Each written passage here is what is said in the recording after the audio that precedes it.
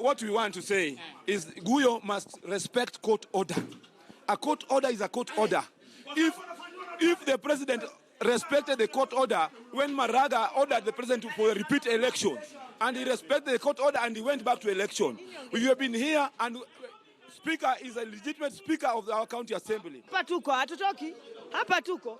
Pengine tufunge hii assembly watu waende recess. Kabisa. Hakuna mtu atakuwa ndani. Yes. Ulikuwa umetaja mwanzo kwamba kutakuwa na vita vya wiki nzima. Ulikuwa na fununu unajua kinachokuja? Ndio manake alikuwa shapanga venye atafanya hivi tu. Yes. Kwa hivyo tutarajie nini sasa? Tutarajie usalama waje na wafunge county mzima, watu waende nyumbani kabisa, wiki mzima tumalize Mashujaa, tutarudi hapa.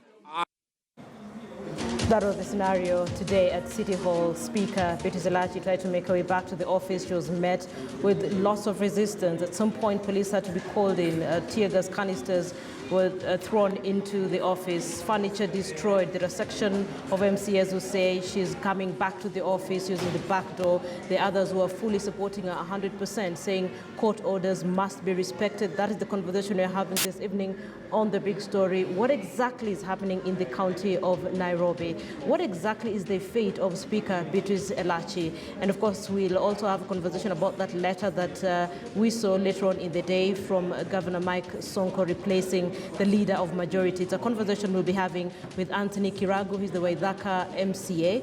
We'll also be speaking to Mary Arivisa, who's a nominated member, MCA as well. But for now, let's bring in our lead reporter, Sophia Wanuna, who's speaking to us from our city, from the city center. Sophia?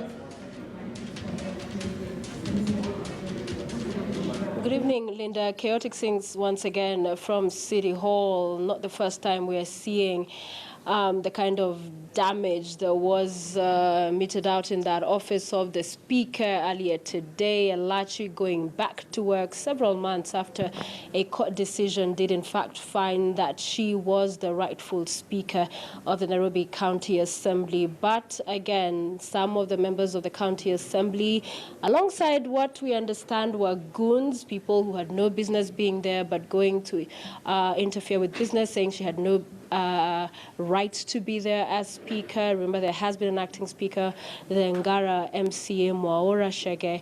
All of this playing out at a time that the county continues to function without a deputy governor. So to put more of what has been unfolding in the country's capital into perspective, this evening I have Martin Olo with me. He's a political analyst.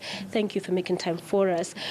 For many watching this, again, to see those scenes play out, we saw the same with the fidi-fidi and sentiment coming out and pepper spray again happening. It's dishonorable. It is not what you expect of honorable members of county assembly. What does this speak to you?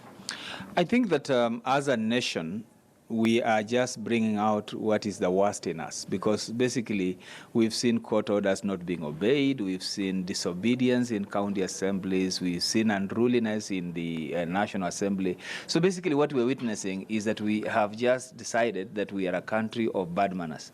Bad manners because we don't want to respect the court orders, bad manners because we don't even want to respect our leadership. Because if the Speaker has been cleared by the court, then he or she should be allowed to play out her role.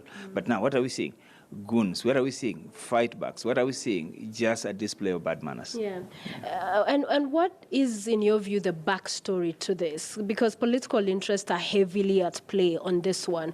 There are those who opine there's no deputy governor, and in that eventuality, if anything, God forbid, was to happen to the governor, then the Speaker would be the person to take over. Does that narrative, in your view, stand to be part of what we are seeing fuel this kind of theatrics? Absolutely. Well, I think for Nairobi now, we have the epitome of what bad governance would look like. Bad governance because you have a governor who does not have a deputy and doesn't care about it, doesn't even want to make efforts to do so. You have a county assembly that isn't just playing by the rules. So they are either in the pocket or sometimes when they fall out to the governor, they want to impeach him, they want to fight him back. But you also have a county that doesn't have any serious executives in place. He wakes up one day, he sacks his CECs. Right now, you don't even know who is in office and who is not in office. So if you are looking for a poor show of what devolution should be and what good governance should be, then you have Nairobi to look at, because the assembly is dysfunctional, the executive is dysfunctional, and the governor is just full of theatrics. Yeah, but when the rule of law, there's a court order in place saying this is the rightful speaker, and then there are individuals who just will not allow her to go about conducting business. What then becomes the recourse when there's a court ruling? Because clearly you're not going to go back to court if you've not appealed the decision. It's a banana republic sorts of situation we're looking at. Precisely. I mean, we're talking about Nairobi today. We've also just seen what has happened in Taita Taveta, and then the drama continues. What we are saying is that it is not certainly the way we constructed our constitution, to the extent that we wanted a devolution to work. We wanted county assemblies to work. We wanted the National Assembly to work. But what are you witnessing? It is one set of disorder in the National Assembly, another set of disorder in the county assembly.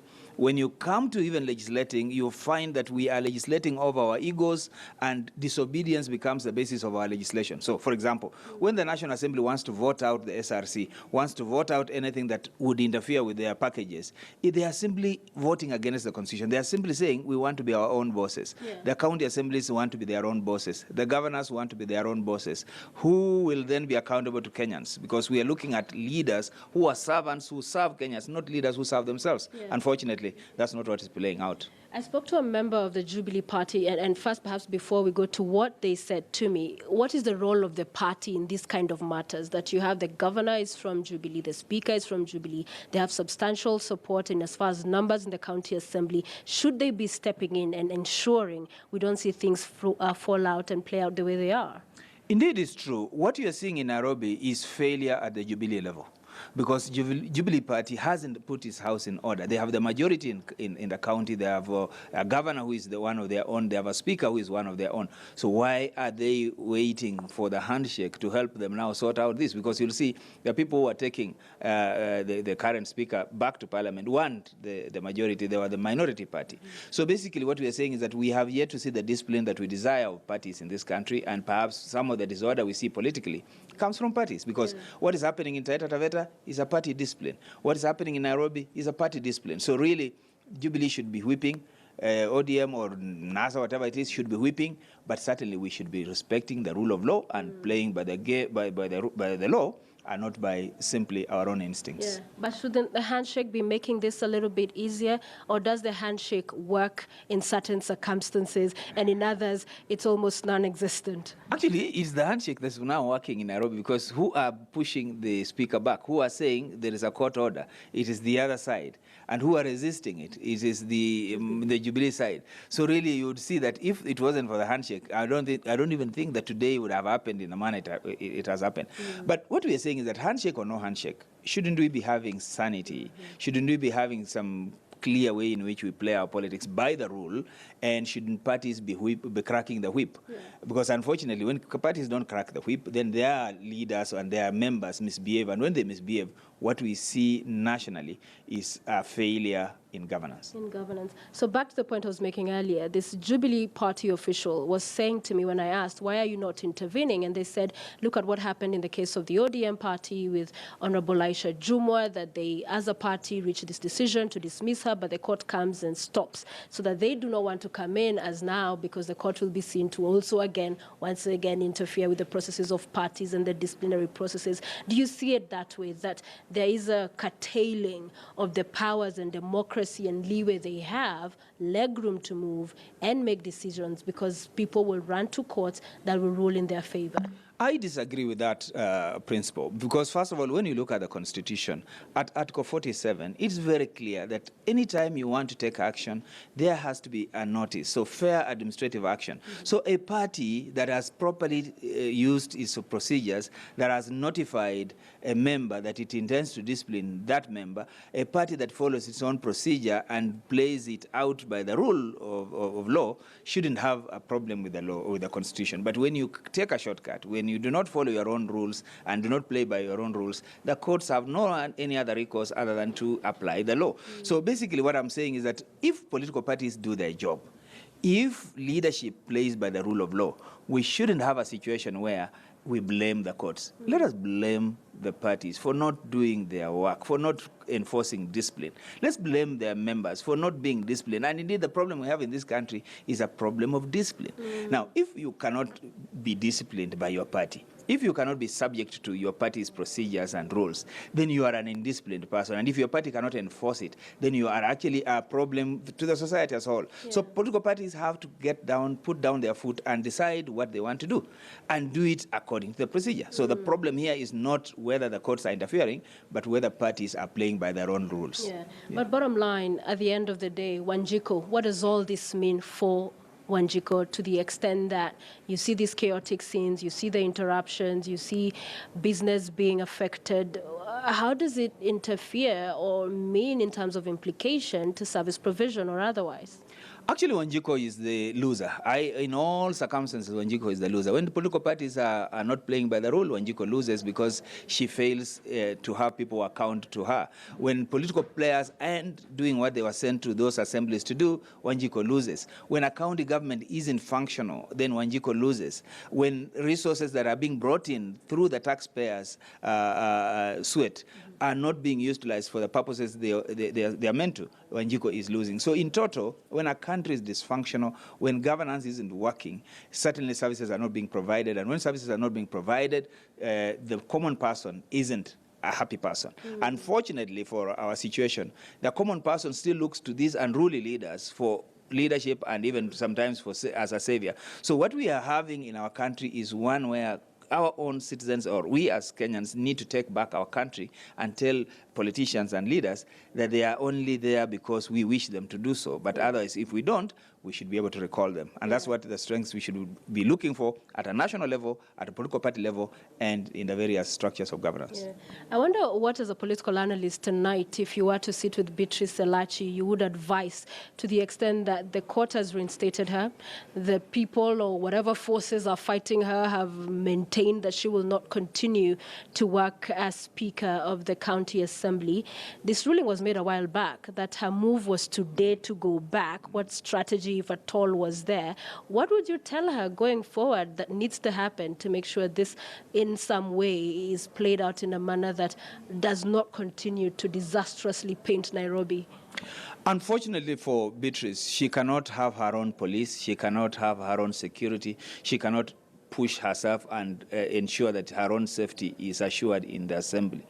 What she needs is the government. Now, again, I take back this to the national government. What narrative does the national government want to have?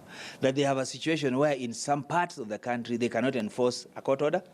Then what does it portend to us? That actually part of our problem is not even the county assemblies. What you're seeing playing out in the county assemblies has been seen playing out in the National Assembly, has been seen playing out in the national government, where we disrespect, disobey court orders. So what incentive is there for county assembly to obey court orders? And when we become a country where court orders cannot be enforced, what kind of a country are we? So we must introspect and ask ourselves, what do we really want? Today is Nairobi. Tomorrow it will be Kiambu, the following day it will be Nyeri, and so on. So we will have a rudderless and perhaps an unruly country. Yeah. So basically what we should all be asking for as Kenyans who see what should be done and who argue on what should be right is that we must enforce the law. Yeah. So it's time now for the national government and in collaboration with the police service to actually enforce the court order that has reinstated Beatrice Elachi. Remember that even as she's out there and as they're pushing around, she's earning a salary for doing nothing. We are stopping her from earning and working.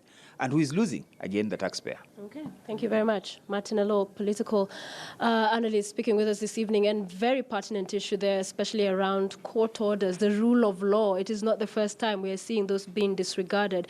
And so to the extent how this will play out, what it will mean for Nairobi, the electorate and the residents, we will wait to see, Linda. Yeah.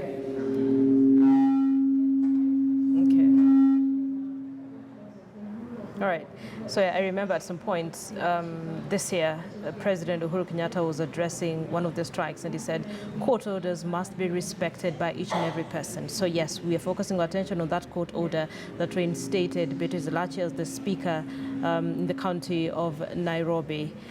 So it's important to also remember that Elachi was impeached in September 16th, 2018 by about 103 MCAs in a motion that was filed by Waithaka MCA Anthony Kiragu, who will be speaking to us in this show as well, but we'll also be seeking the mind of Mary Arivisa, who's a nominated MCA as well. Mary, let me begin with you. First of all, thank you for joining us on The Big Story this evening.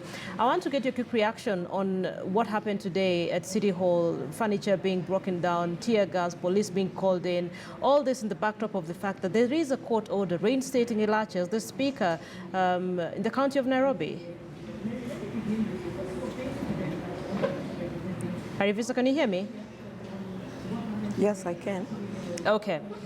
So I want to get your quick reaction on what happened today, putting in mind that the courts reinstated Beatrice Elachi as the speaker in the county of Nairobi. The fracas, the chaos, the tear gas, the furniture being broken, people running around. I want to get your quick reaction on that. It was a very unfortunate situation because we are supposed to be lawmakers. We are supposed to obey the Constitution. We took an oath of office where we will obey the Constitution. The court system is part of that process of constitutionalizing what was put there in 2010. Unfortunately, there are amongst us who don't want to obey court orders. And you need to know it's just not one court order. There was the one that Madam Elachi put in, and I also, as a person that is involved in gender, who has been nominated in gender also, had put in a case that the process was not good. And the county assembly said that they went to the courts and they said that the case had already been ruled over Elachi, that she's supposed to be back. Hence, my case was terminated because it was not going to go on, because it was declared that Honorable Mwaura Chege and Honorable Kamangu were not speaker, and the other one was not deputy speaker. So when that happens, it should be noted that the court have said it in double ways, that the speaker for Nairobi County Assembly is Honorable Elachi. And so for us to go and become rowdy, we're becoming bad role models. We are actually becoming unlawful, very rowdy, and very bad role models for our children. Anthony Kiragu, what are your thoughts? I know that you're the one who filed that motion when Elachi was being impeached. I want a quick reaction on what happened today.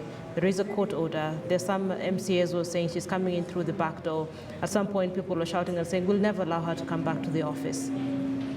I agree that I'm the one who sponsored the motion against one Beatrice Elachi, and a successful motion against one Beatrice Elachi.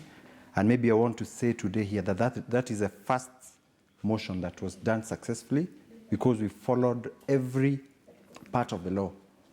I would also want to make it clear that the order she brought to the county assembly to stop the proceedings was post facto. That means it was delivered to the assembly, and actually it was reached in court after the fact that she had been impeached. So in all fairness, it was null and void. Yes, she went back to court, to the Labor and Relations Court, and she was reinstated. She has never made a single attempt to come back to the office until today. Until today, which my colleague Mary Arivisa says is very shameful.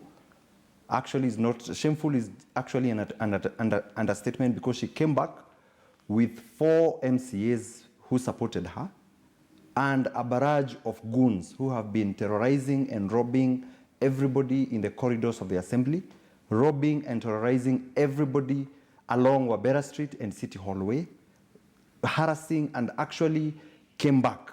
And you are very correct that she did not just, the last time we threw her out of the office, she came with pepper spray. Today, she did not just come with pepper spray, she came with tear gas and weapons. Weapons that were used against members of the County Assembly in full contravention of the County Assembly's Powers and Privileges Act. It is very, very clear that you should not even go there as a non-member. You should not go there with weapons. And actually, it is beyond words. We were peaceful. We've enjoyed peace and tranquility since Madam Elachi left. It's interesting because listening into the speaker in the morning, she was saying it's the other team that came with goons. Now you're saying she came with goons. And I hear you when you say you've had relative peace. So if you've had relative peace and there's a court order in place, yeah, if you've had relative peace and there's a court order in place, why is it so difficult to allow her to get back to the office in accordance with the court order and sort out the issues that you have? Maybe she needs to answer that question herself, because since April or May this year, she has never even made an attempt to come back to the assembly. She only came back today, mobilizing goons. Even if you can replay the videos that you have just seen, you can see there is only one MCA in that video. Okay, hold on. I need to take our first break here on The Big Story. You're watching The Big Story. We're looking at what transpired today at City Hall. Speaker Beatrice Elachi tried to get back to her office. It was all chaotic, so let's take that first break. We'll be back.